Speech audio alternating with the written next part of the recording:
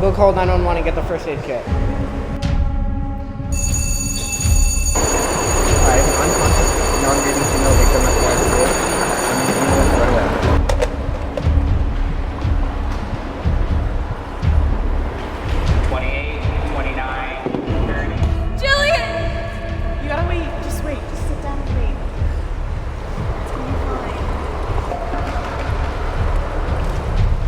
You're playing fine.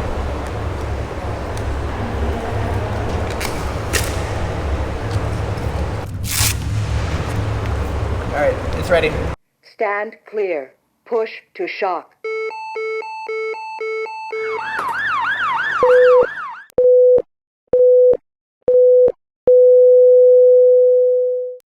The World Health Organization defines drowning as the process of experiencing respiratory impairment from the submersion or immersion in liquid. Essentially, if someone goes underwater for too long, their body doesn't get oxygen and they start to drown. There are two types of drowning, wet and dry. Wet drowning, the most common type, is when the larynx, a muscular organ at the top of your windpipe helping you breathe but also protecting your lungs when you swallow food and drinks, relaxes, and water enters the lungs. Dry drowning is when the larynx does not relax and does not let water in, but still prevents you from breathing. In the end, both eventually lead to death, because there is no oxygen entering the body. Drowning can happen in any depth of water, so it is a big mistake to assume that drowning can only happen in deep water. Drowning can happen anywhere. In Canada, there are an average of 525 water-related fatalities a year, and almost 60% of these fatalities happen in the summer months. That's 315 deaths in 3 to 4 months. In 1991 to 2010, the Red Cross conducted a study about water-related facilities. They found that there were 3,324 boating-related deaths. In only 12% of cases was it confirmed that a life jacket was properly worn. 83% of people who die of water-related incidences are males. The age group at the highest risk of these fatalities is males ages 15 to 24.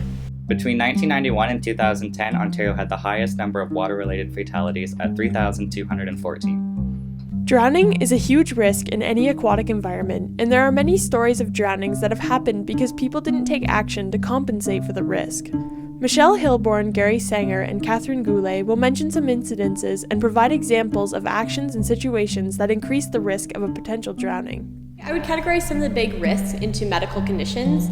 So people are great swimmers, and then the moment that they have a seizure, they start having a heart attack, they have chest pain, they're having trouble breathing, that's when panic sets in and your body isn't able to swim the way that you're used to, and you're not able to potentially save yourself in an emergency situation, especially for adults and good swimmers or our lane swimmers, people that we know how to swim. That's the biggest risk factor that we look for. Lack of supervision, particularly in backyard pools and bathtubs.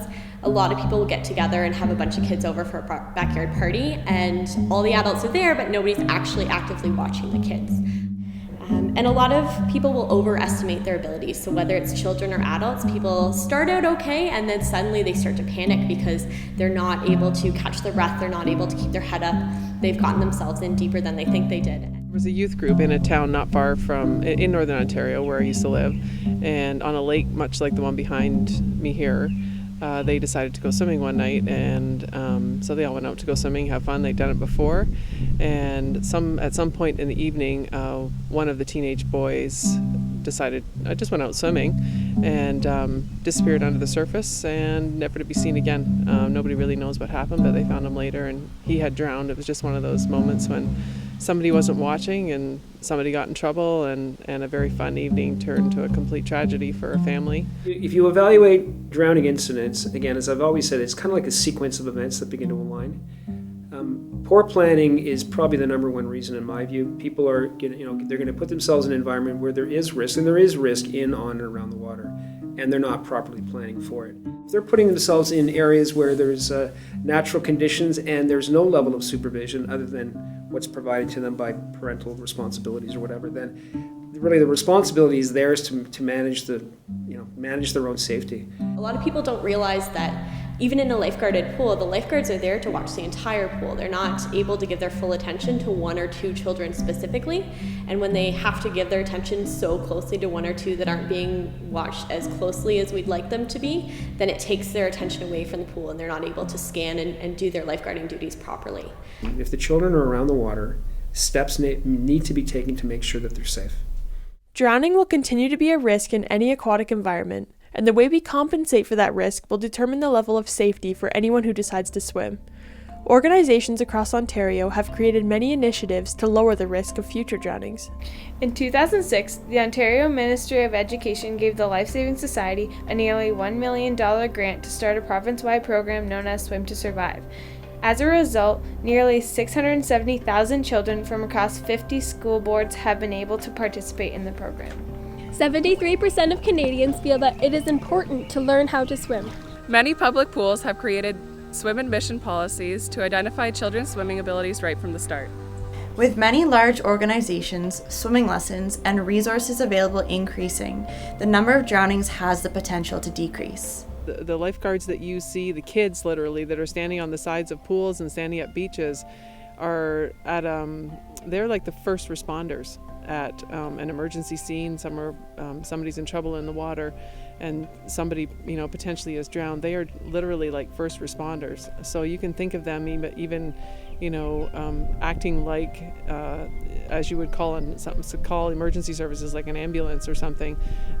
Those young kids are well trained and very knowledgeable in what they're doing, and I've been really impressed at the level that they work at. The banning of children, identifying them depending on their levels of risk, I think, and you're seeing that, I think, very much across most of the municipalities across Ontario, where as soon as children come into a site, if we're not sure if they can swim, they receive a special color band. And then once they pass a facility swim test, they get another color band which permits them to get in the deep end. And if they're really young and need constant supervision and then preps, that's another band.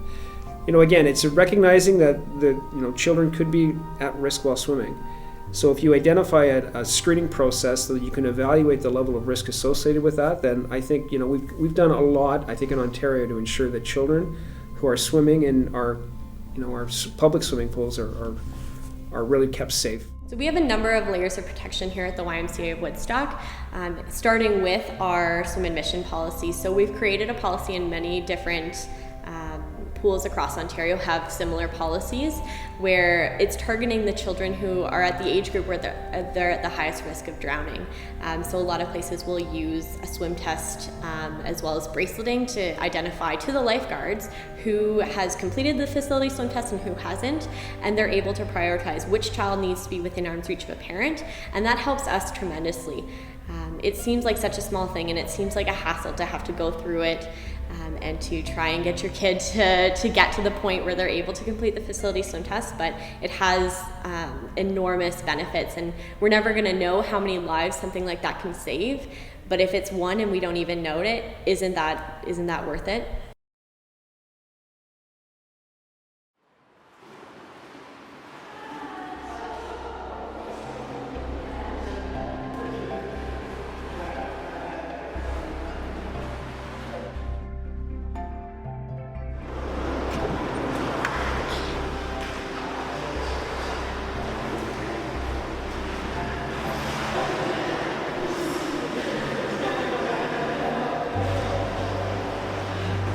Hey, I don't know if I'm a very good swimmer. Should I use a life jacket or something? Why don't you come with me and we'll do a swim test? Okay.